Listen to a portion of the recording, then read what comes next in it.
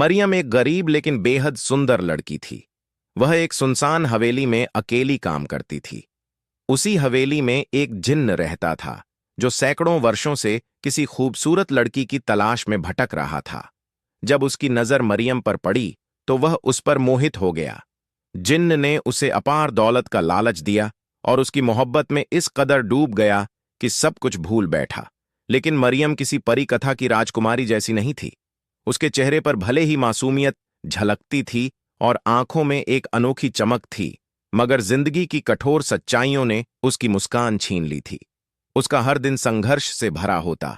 बीमार मां की सेवा, रसोई में खाली बर्तन, सिर पर टपकती टूटी छत और दिल में जलती उम्मीद की छोटी सी लौ। मरियम की मां फातिमा बीबी एक नेक दिल औरत थीं, मगर पिछले 4 सालों से उसकी मां बीमारी के कारण बिस्तर से लगी हुई थीं। शरीर बेहद कमजोर हो चुका था। दवाइयों के लिए पैसे नहीं थे और कोई नजदीकी रिश्तेदार हालचाल लेने तक नहीं आता था। घर चलाने का कोई सहारा नहीं था। कई कई रातें यूं ही भूखे पेट कट जातीं। मगर मरियम ने कभी अपने रब से शिकायत नहीं की। हर सुबह वह फज्र की अजान के साथ उठती, अपनी पुरानी सी जानमाज पर सजदे में झुक जाती। इसके बाद कुरान पाक की तिलावत करती। उसकी दुआओं में बस एक ही इल्तिजा होती, या अल्लाह, मेरी मां को शिफा अता फरमा और हमें हलाल रोजी का जरिया नसीब कर। गांव के कई लोगों ने उसे गलत रास्तों पर चलने की सलाह दी। कुछ ने शादी का लालच दिखाया तो कुछ ने आसान पैसों के सपने। कुछ लोगों ने उसे नौकरानी बनने की पेशकश भी की। लेकिन मरियम हर बार बस एक ही जवाब देती, मेरे रब ने जो लिखा है वही मेरे लिए बेहतर है। मैं अपना सब्र किसी कीमत पर नहीं बेच सकती।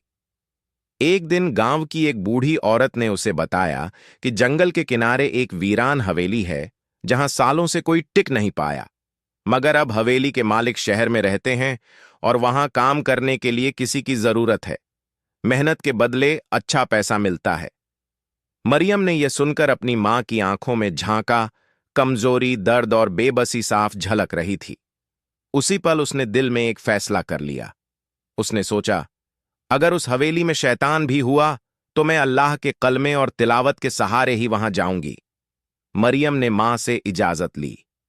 मरियम ने अपनी झोली में 2 सूखी रोटियां और कुरान पाक की एक छोटी सी किताब रखी और ऐसे रास्ते पर चल पड़ी जहां उसके सब्र और ईमान की सबसे बड़ी परीक्षा होने वाली थी।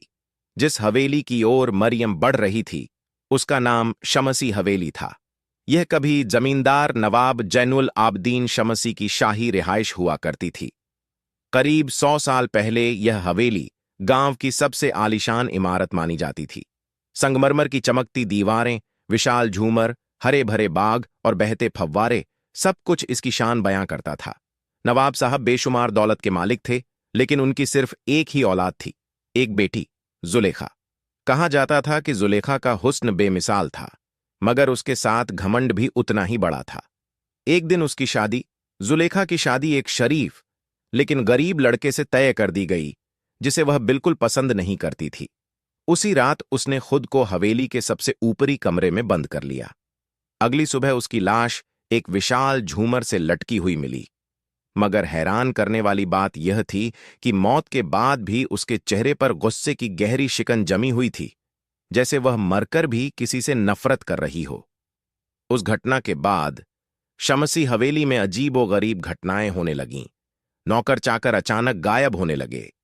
कुछ की अकद्ल पर असर पड़ गया तो कुछ लोगों को जंगलों में भटकते हुए पाया गया, जो बेहोशी में अजीब अजीब बातें बड़बड़ाते रहते थे। गांव के बुजुर्गों का कहना था कि हवेली की दीवारों के भीतर किसी ने काले इल्म की मदद से जिन्नात को कैद किया था और अब वे आजाद हो चुके थे। लोगों का कहना था कि रात के अंधेरे में हवेली के आसपास साए घूमते रहते हैं। कई लोगों ने दावा किया कि आधी रात के वक्त वहां से किसी लड़की के रोने की आवाजें आती हैं। कुछ ने झरोखों से सफेद लिबास में लिपटी एक औरत को देखने की बात कही। गांव के बच्चे उस हवेली के पास जाने से डरते थे और बड़े लोग भी दूर से ही सलाम करके गुजर जाया करते थे।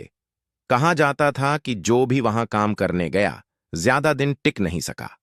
कुछ लोग डर के मारे खुद ही लौट आए और कुछ ऐसे थे जो हमेशा के लिए लापता हो गए। लेकिन जब मरियम ने यह सब सुना तो उसके होठों से बस एक ही बात निकली, अगर यह हवेली जिन्हों की है तो मेरा रब भी रब्बुन्नास, मलिकुन्नास, इलाहुन्नास है। और इसी पुख्ता यकीन के साथ मरियम जब उस हवेली के विशाल फाटक से भीतर दाखिल हुई तो ऐसा लगा मानो वह सिर्फ एक इमारत में नहीं बल्कि वक़्त की कैद में कदम रख रही हो। दीवारों की दरारों में गुजरे जमाने की परछाइयां छुपी थीं और हवाओं में अब भी जुलेखा के अनकहे शिकव्वे गूंज रहे थे। शमसी हवेली की दीवारों में बसा वह अदृश्य साया कोई मामूली जिन्न नहीं था, उसका नाम कामिल था। वह न पूरी तरह जिन्न था और न ही पूरी तरह इंसान। वह उन रूहानी जिन्हों में से एक था जो कभी इबादत गुजार हुआ करते थे, पाक, साफ दिल और फरिश्तों के करीब। उसका रिश्ता अल्लाह से बेहद गहरा था। वह उन जिन्नात में शामिल था जिनके लिए जन्नत के दरवाजे खोले जाने वाले थे। लेकिन सैकड़ों साल पहले एक इम्तिहान आया जिसने उसकी पूरी किस्मत बदल दी। कामिल को एक इंसानी लड़की से रूहानी मोहब्बत हो गई थी। उस मोहब्बत में वह इस कदर डूब गया कि जब वह लड़की किसी और से निकाह कर बैठी तो कामिल का सब्र टूट गया। उसने अपने रब से शिकवा कर डाला, तूने मेरे दिल में इश्क डाला, फिर उसे मुझसे दूर क्यों कर दिया।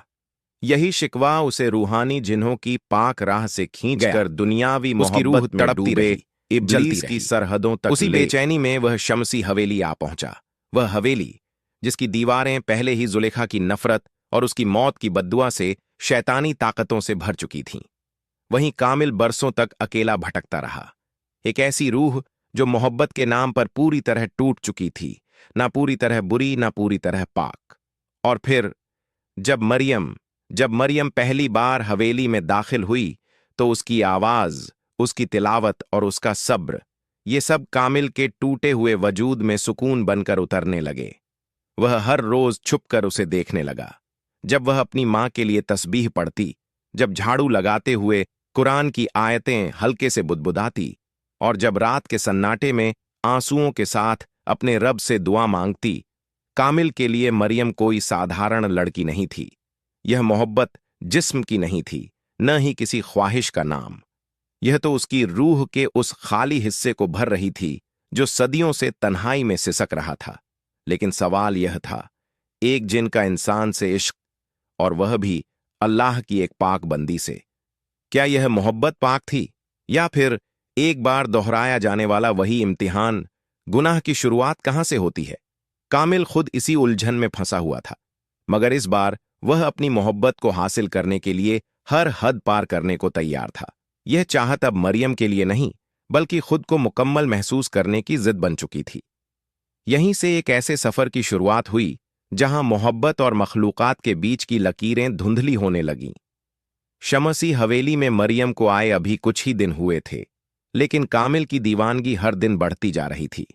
वह हर लम्हा उसे देखता, उसके आसपास रहता, मगर कभी दिखाई नहीं देता। उसके इश्क का तरीका भी अजीब था। वह मरियम को डराना नहीं चाहता था, बल्कि मोहब्बत और राहत के सहारे उसे अपने करीब लाना चाहता था। एक रात जब मरियम अपनी मां की दवाइयां खरीदने के लिए, वह उस रात मां की दवाइयों के लिए पैसे न होने की बेबसी में रो रही थी, तभी अचानक अलमारी का दरवाजा अपने आप खुला और एक थैली जमीन पर आ गिरी। जब मरियम ने कांपते हाथों से उसे देखा तो उसमें सोने के सिक्के भरे हुए थे। वह सहम गई।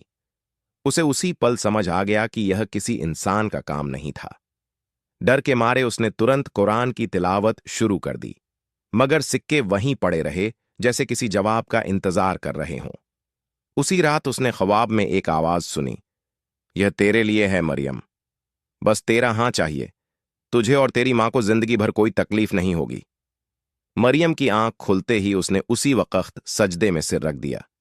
उसकी आवाज कांप रही थी, मगर यकीन मजबूत था। या रब्बी, मुझे तेरा दिया हुआ सब्र और फख्र ही काफी है। मुझे किसी नजर आने वाली हिफाजत की जरूरत नहीं। मुझे तेरा सहारा चाहिए, किसी जिन का नहीं। अगले ही दिन शमसी हवेली की फिजा बदल गई। दीवारों से अजीब सी खुशबू आने लगी। बिस्तर पर रेशमी चादरें बिछी थीं, मेज पर ताजे गुलाब रखे थे और मरियम की मां की दवाइयां अपने आप आ चुकी थीं। मरियम ने यह सब देखा तो एक पल भी नहीं रुकी। उसने सब कुछ हटा दिया, फिर कुरान पाक की सूरह बकरह की तिलावत शुरू की और पूरी सख्ती और यकीन के साथ कहा, अगर यह सब किसी छुपी हुई मखलूकत की तरफ से है तो सुन लो, मैं सिर्फ अल्लाह की बंदी हूं, किसी और की नहीं।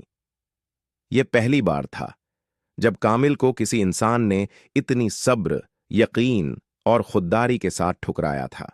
वह भीतर तक तिलमिला उठा, मगर मरियम की दुआओं की ताकत के आगे उसे पीछे हटना पड़ा। उस रात मरियम ने अपनी मां के पैरों पर हाथ रखा और रोते हुए दुआ की, या अल्लाह, तू गरीबों का सहारा है, का मददगार है, तू मेरा और मेरी मां का भी रब है। अगर तू चाहे तो बिना किसी जिन या इंसान के मेरी हर मुश्किल आसान कर सकता है। अगली सुबह एक अजीब बात हुई। गांव के एक नेक दिल इंसान हाफिज इब्राहिम साहब अचानक शमसी हवेली पहुंचे। उन्होंने मरियम से कहा, बेटी, न जाने क्यों दिल में एक अजीब सा खिंचाव महसूस हुआ। लगा जैसे किसी पाक रूह को मदद की जरूरत है। ये सुनते ही मरियम 10 की आंखों से आंसू बह निकले। उधर छुपी हुई निगाहों से कामिल यह सब देख रहा था।